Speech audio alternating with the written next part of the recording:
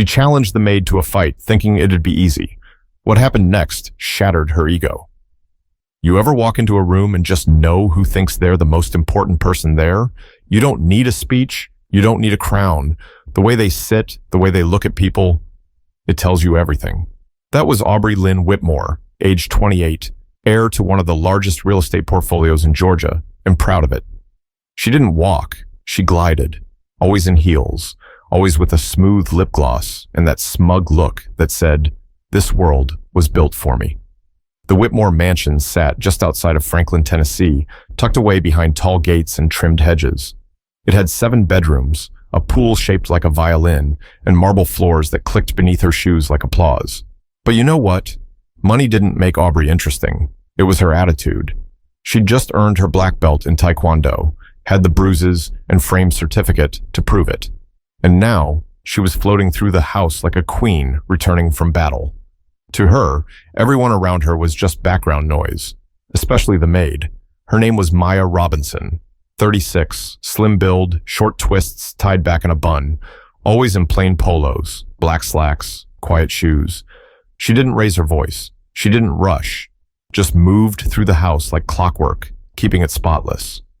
She'd been with the Whitmores for 8 years. Aubrey never asked her about her life, not once. Never wondered where she came from, just called her Maya like she was part of the furniture. Until one Thursday afternoon, humid and slow like Tennessee summers often are, everything shifted. Aubrey stood at the kitchen island, frowning. "Has anyone seen my mother's brooch?" she said, loud enough for everyone within 50 feet to hear. "The one with the blue sapphire." The chef paused. The gardener looked up from outside the window. No one said anything. Then from the hallway came a calm voice. "It's in the upstairs study drawer. I placed it there after the housekeeper deep clean on Monday." Aubrey turned slowly. Maya stood at the bottom of the stairs, holding a laundry basket. Her tone wasn't rude, just matter of fact. Aubrey's eyes narrowed. "You moved it?" she asked, stepping closer. "I secured it, like I always do," Maya replied, her voice even. Aubrey wasn't used to being corrected, not even politely, especially not by someone who scrubbed her bathtub. "Did I ask you to touch it?" Aubrey snapped. Maya blinked. "I do what's necessary to protect valuable items during cleaning, ma'am." There it was, ma'am. The word dripped like syrup, polite but distant. The room felt heavy, even though nobody moved. Aubrey gave a tight smile. "You know, just because you live here doesn't mean you run the place." "I've never thought that," Maya said, still holding the basket. "Oh, really? Because lately you've been walking around like you have something to prove." Maya tilted her head slightly. "Not trying to prove anything, just doing my job." Aubrey's jaw clenched. There was something about Maya's calmness that set her off. She didn't yell. She didn't apologize. She just stood there, level, like she wasn't beneath her, like she knew something. And that was what got under Aubrey's skin. That evening, the house was full of quiet footsteps and soft conversation. Aubrey's father was entertaining business partners downstairs. Laughter drifted from the dining room, muffled by thick walls and high ceilings. But upstairs? Upstairs, the study door was open just a crack. A faint amber light spilled onto the hallway carpet. Aubrey stood in front of it, gripping the doorknob. She'd retrieved the brooch, just like Maya said. It was there. Perfect condition, no harm done. But still, that conversation had left a bitter taste. She turned the knob, stepped inside, and let the door click shut behind her. Maya was already in the room, dusting the bookshelf. Aubrey didn't speak at first. She just stared. Maya looked over her shoulder. "Need something?" Aubrey walked forward, her heels silent on the rug. "You know," she said, "I don't like being talked down to." Maya set the duster down. "Neither do I." But Aubrey wasn't ready for someone to talk back, and what came next would push them both into a place they couldn't come back from.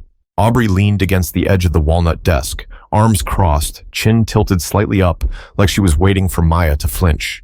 But Maya didn't. She went back to wiping down the bookshelf, slow and steady, like nothing had been said. Aubrey let out a short laugh under her breath. "You really don't care who I am, do you?" Maya paused, turning just enough to meet her eyes. "I care about doing my job well." "That's not what I asked." "I know." There it was again, that calm, the quiet, grounded way she spoke. No fear, no rush to explain herself. And somehow, that irritated Aubrey more than if she'd yelled or cried. "You walk around this house like you know more than the people who pay you," Aubrey said, voice sharper now. "You act like you're untouchable." Maya's brows lifted slightly. "I walk like I'm sure of who I am. That bothers you?" Aubrey scoffed. "Don't flatter yourself. I've just seen too many people forget their place." Maya finally put down the rag, turned fully and looked at her without blinking. "What place is that exactly?" The question hung in the air, bold and unshaken. Aubrey took a step closer, their eyes now level. "You tell me. You think just because you've worked here a few years that you're family? You're not." "I never said I was." "But you act like you got nothing to prove." Maya gave a small nod. "Because I don't." Aubrey's face twitched. She wasn't used to being challenged, not like this, not by someone who folded her towels and washed her wine glasses.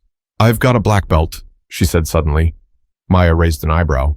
And I've trained under real instructors who taught discipline, power, how to handle disrespect." Maya didn't move. Her voice stayed even. "I've trained too, long before I stepped foot in this house." "Sure you have. I'm not lying." Aubrey chuckled, almost amused now. "You expect me to believe that?" "I don't expect anything from you," Maya said softly. "But I can tell you this. I don't respond well to threats, especially from people who don't really want smoke." Something in Aubrey's expression shifted. Her jaw tightened. Her fingers curled slightly at her sides. "You know what?" she said, stepping back, arms wide. "Let's settle this. Right here." Maya blinked once. "What do you mean?" "I mean you and me. Right now. Let's go one round. You want to be tough? Prove it." Maya stared at her for a moment, then slowly reached behind her and untied her apron. "Are you serious?" she asked, not out of fear, but like she was giving Aubrey one last chance to walk it back. "You started this," Aubrey snapped. "I'm just ending it." Maya folded the apron neatly and placed it on the desk. Then she turned around and stepped to the center of the room. "I didn't start anything," she said. "But if you really want this smoke, you're going to learn something tonight." Aubrey smirked, pulling her long hair into a loose bun and tossing off her heels. "Don't hold back," she warned. "I never do." There were no mats, no rules, no referee, just hardwood floors, heavy furniture, and tension thick enough to slice with a blade. They squared off, maybe 5 feet apart, both barefoot, both ready in their own way. Aubrey bounced slightly on her toes, light and agile, like she'd done in the studio. Her eyes were locked in. Maya didn't bounce. She didn't flinch. She just stood still, left foot slightly forward, arms relaxed, but aware. Her eyes weren't locked in. They were measuring. Aubrey made the first move. Quick sidekick, textbook form, aiming for the ribs. Maya shifted just enough for it to graze her side, then stepped in and tapped Aubrey's wrist, hard enough to jolt her back. Aubrey stepped back, blinking.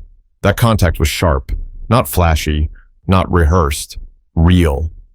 "You been practicing?" she asked, a little surprised. "Nope," Maya said. "I don't practice. I remember." But remembering's one thing, facing the truth is another, and Aubrey was about to learn that, the hard way. Aubrey shifted her stance. This wasn't going how she thought it would. She'd expected hesitation, maybe some clumsy flailing or a quick apology, but Maya didn't even blink. She moved with the kind of control you only learn when you've been in real fights, not studio sessions with mirrors and padded floors. Aubrey came in again, this time with a jab step and a high hook. Maya ducked under it effortlessly, didn't counter, didn't show off. Just let Aubrey swing, miss, and feel the emptiness of hitting air. "You holding back?" Aubrey asked, circling. "No," Maya said. "I'm waiting." "For what?" "For you to get serious." Aubrey growled under her breath and went for a low sweep, trying to knock Maya off balance. It was fast, precise, and the kind of move that usually ended a round. But Maya hopped back, turned her body, and stayed upright like she'd seen it coming 5 seconds ago. "You trained where?" Aubrey asked, breathing heavier now. "South Side," Maya replied. "Real life, not belt ceremonies." Aubrey laughed once, sharp and bitter. You think my training's a joke? No, Maya said, stepping in closer now. But I think you've never fought someone who wasn't trying to flatter you. Aubrey's heart pounded, not just from the movement, but from something else. She was annoyed, embarrassed, a little thrown off. How was she the one getting sized up right now? Let me guess, she spat. You're going to tell me some I've seen things story? Try to teach me a lesson like you're in some inspirational movie? Maya didn't smile, didn't react. You don't want a lesson, she said. You want to win. You want to feel like you can still control something. Even me. Aubrey charged. She swung wide, angry now, sloppy. Maya grabbed her wrist mid-swing, turned her body, and gently pushed her sideways. Aubrey stumbled back into the desk, her pride bruised harder than her body.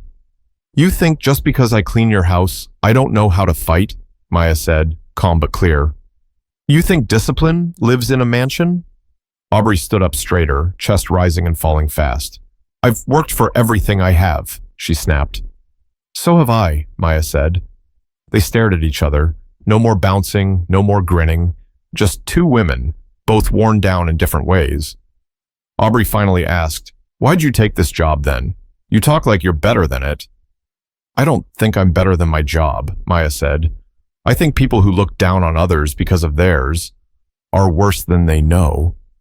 The words hit like a body blow. Aubrey stepped forward again, but this time she didn't attack. She just stood close, closer than before, eye to eye. You're not scared of me. No, Maya said.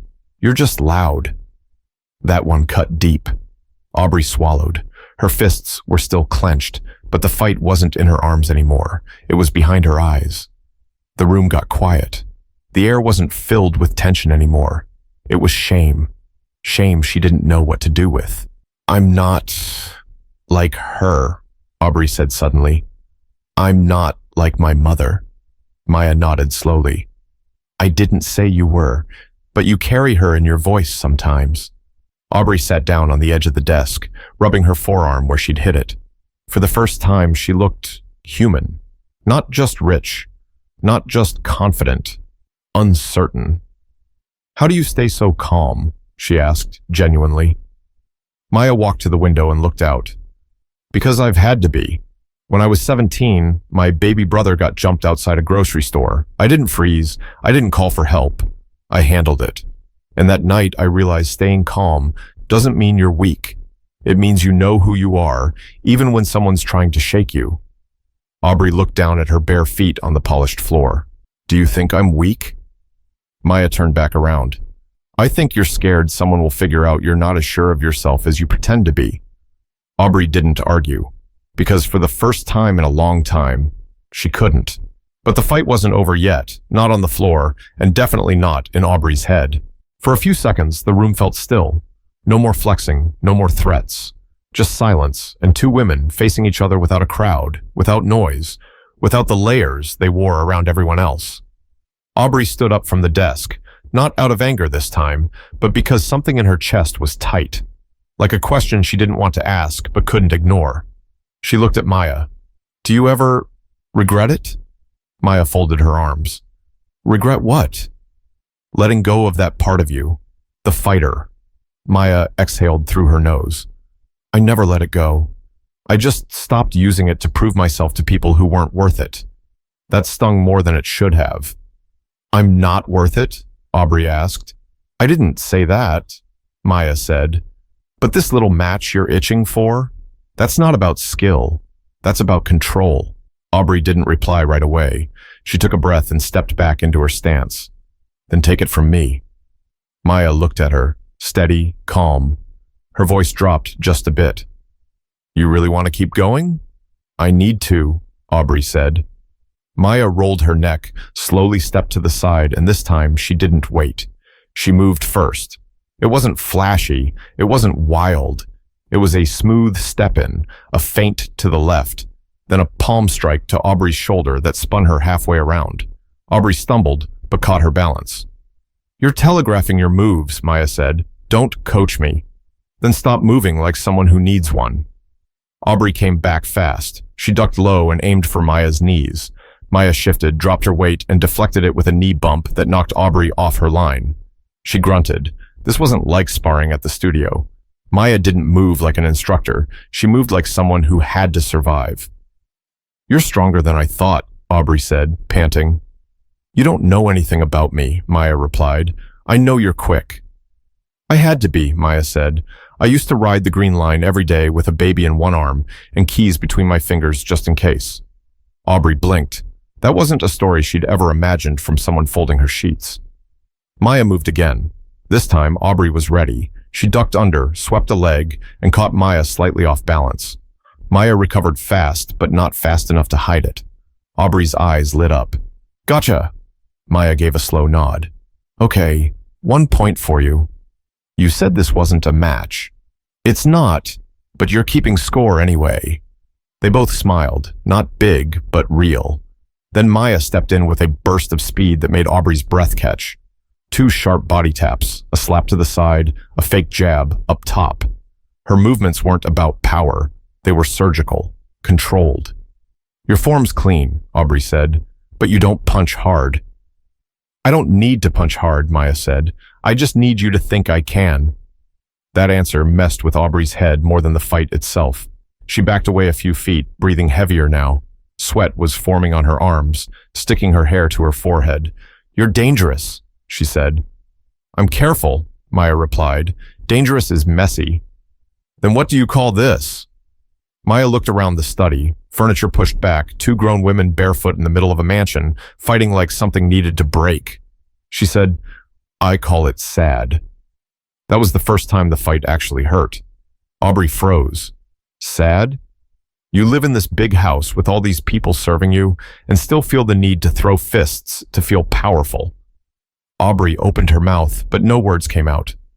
"I took this job because it gave me stability," Maya continued. "It helped me send my nephew to college. I don't need your respect, but I'm not going to let you treat me like I'm invisible." They stood there, hearts pounding, hands half clenched. The fight wasn't loud. There were no screams, no cracked ribs or broken vases, but something was breaking, quietly. And as the silence thickened, Aubrey realized this wasn't just about fists anymore. It was about who she was when nobody flinched. Aubrey lowered her hands. She didn't say it out loud, but she was tired. Physically, sure, but more than that. Tired of fighting for something she didn't even understand anymore. This wasn't about a brooch. It wasn't about discipline or self-defense either. It was about being seen. And Maya? She saw her. That's what made it worse. Aubrey took a step back and leaned against the edge of a low bookcase. She ran a hand through her damp hair, her breath finally slowing. "I always thought, if I was strong enough, no one could touch me," she said quietly. Maya didn't respond. She just waited. "I figured if I mastered my body, I could control everything else too. What people thought of me, what I thought of myself." Maya finally stepped forward. Not aggressive, not soft, just present. "Who taught you that?" she asked. Aubrey laughed once, bitter. "My mom." Maya gave a slow nod. "Yeah, I figured. She told me emotions are for people with time to waste, that if you want to stay on top, you keep your chin up and your heart locked away." Maya looked her dead in the face. "How's that working out for you?" That question landed heavier than anything else tonight. Aubrey didn't answer, because she couldn't. She looked down at her hands, still trembling slightly, not from fear, but from release. The kind that sneaks up on you when you've been holding your breath for years. "I don't even know who I am outside of this house," she said. "You can find out," Maya said, "but you'll have to stop fighting everyone who tries to show you." Aubrey looked up. "You really used to teach self-defense?" Maya nodded. "Back in Oakland, women's shelter. I taught for 5 years before moving here." "What made you stop?" "My sister died. I took in her son, needed a stable job, insurance, hours that made sense." Aubrey sat down on the floor now, legs crossed, like all the air had gone out of her. "I've never had to think about that," she said. "Taking care of someone, starting over." Maya leaned against the opposite wall, crossing her arms. "And that's not your fault, but it is your responsibility to recognize it." They sat there quietly, the kind of silence that wasn't uncomfortable, just overdue. People act like money protects you from pain, Aubrey muttered. It doesn't, Maya replied. It just changes the way pain looks. They both looked around the room. Family portraits, awards, an old grandfather clock that hadn't chimed in years. This room had seen generations of control, of coldness dressed up as tradition. Aubrey spoke again, this time with less tension in her throat. You know, my dad doesn't even talk to me unless it's about business. Last week I told him I broke up with someone, and he asked if the guy had a LinkedIn. Maya cracked the smallest smile. Sounds exhausting. It is. Maya pushed off the wall and walked over. She sat beside Aubrey on the floor, just a few inches away, but not touching. You want to know what I've learned? Maya asked. Aubrey nodded. Power doesn't live in your fists, or your title, or your last name. It lives in how you treat people when no one's looking, when no one can reward you for it. Aubrey swallowed hard. She looked over at Maya, not with resentment, but with something closer to relief. I'm sorry, she said, for the way I talked to you, for trying to prove something that didn't even matter. Maya didn't jump to forgive. She just sat with it for a second. Then she said, Thanks. That means something. They sat in silence again, the kind that had weight but also warmth. Not heavy, just honest. Aubrey leaned her head back against the wall. You were right, she said. About what? I didn't want to fight you. I just didn't want to feel small. Maya looked at her, voice low. You're not small, you're just lost. But even the lost can find their way, if they finally stop trying to win the wrong battles. Aubrey stayed quiet for a while, the kind of quiet that doesn't ask for space, but needs it. The clock on the wall ticked softly. Downstairs, voices murmured behind thick walls. Somewhere in the kitchen, a dish clinked into a sink. Life kept moving. But in that study, something had stopped. Something old. Maya stood up first. She didn't rush. She just rose, stretched slightly, and began fixing the furniture they'd moved aside earlier. Aubrey watched her. You're not just strong, she said. You're balanced. Maya paused, one hand on the corner of the rug. No one's balanced all the time, she said. You just learn how to come back to center faster.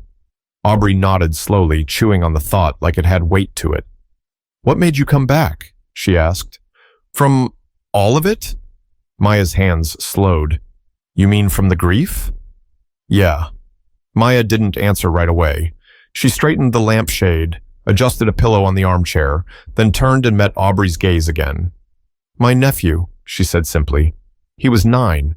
I couldn't fall apart because he was watching. And if he saw me break, he'd think breaking was normal. Aubrey swallowed hard. She opened her mouth to say something, anything, but her voice cracked before a word could come out. Maya noticed.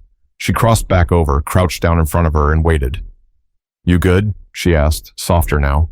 Aubrey shook her head, just once, small, almost invisible. Then she said, I don't think I know how to fix this. Not just this moment. Me. You don't fix it overnight, Maya said. You fix it by not pretending anymore. Aubrey's throat tightened. Her eyes shimmered, but didn't spill. She hated crying in front of people. Her mother called it bad optics. I never meant to be like her, Aubrey whispered. I believe that, Maya said, but I am. Sometimes I hear her voice when I speak, like she's still in me. She probably is, Maya said, but you've got time to unlearn her. Aubrey finally let out a shaky breath. It wasn't a sob, it wasn't dramatic, but it was real. Do you think people like me can change? Maya leaned back, sitting cross-legged again. I think people who ask that question already started. That line landed in Aubrey's chest and stayed there. She looked around the room, the one that had seen years of status games and cold lessons, and it felt smaller, not because the walls had changed, but because she had. She pulled her knees to her chest.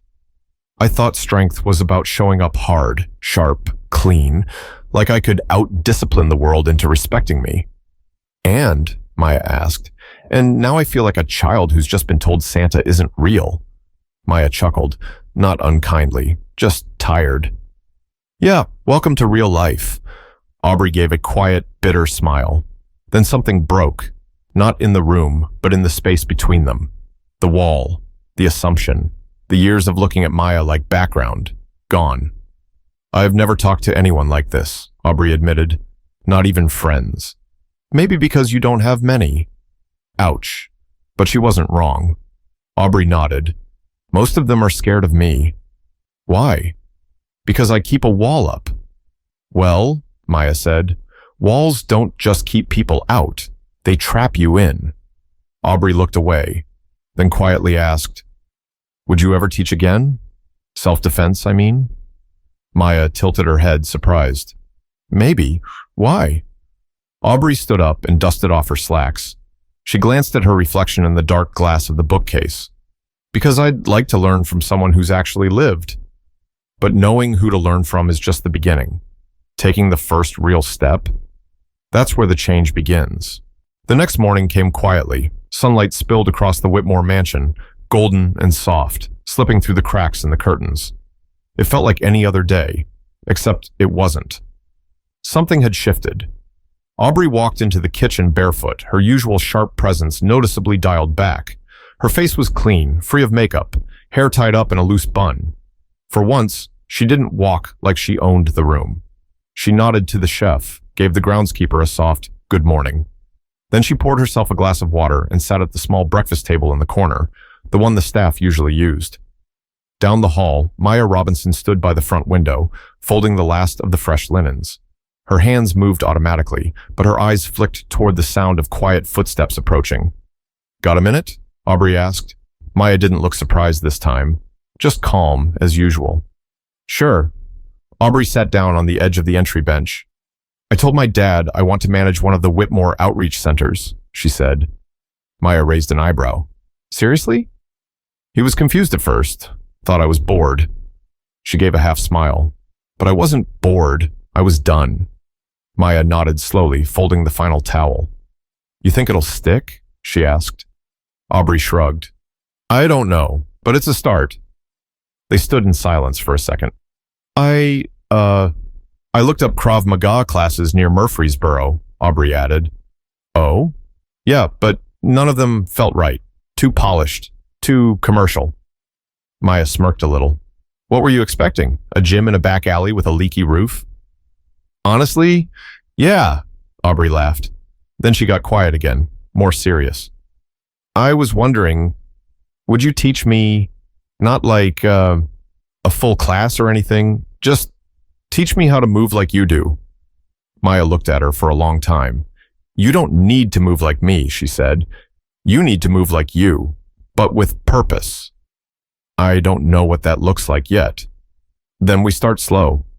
Aubrey looked relieved. "Slow's good," she said. "I'm tired of trying to sprint through everything." Maya nodded once. "All right. Saturday morning, 7 a.m. backyard. You show up. I'll bring the pads." Aubrey blinked. "Wait, outside?" Maya smiled. "You want to move like me? You start where I started, on dirt, with mosquitoes."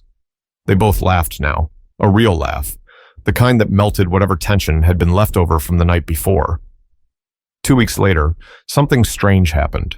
One of the gardeners walked by the backyard and did a double take. There was Aubrey, on her back in the grass, sweat across her forehead, face flushed, breath short. Maya stood over her, arms crossed, holding a foam pad in one hand. "You leaned too far forward again," Maya said. "Your weight's on your toes. I could flip you with one finger."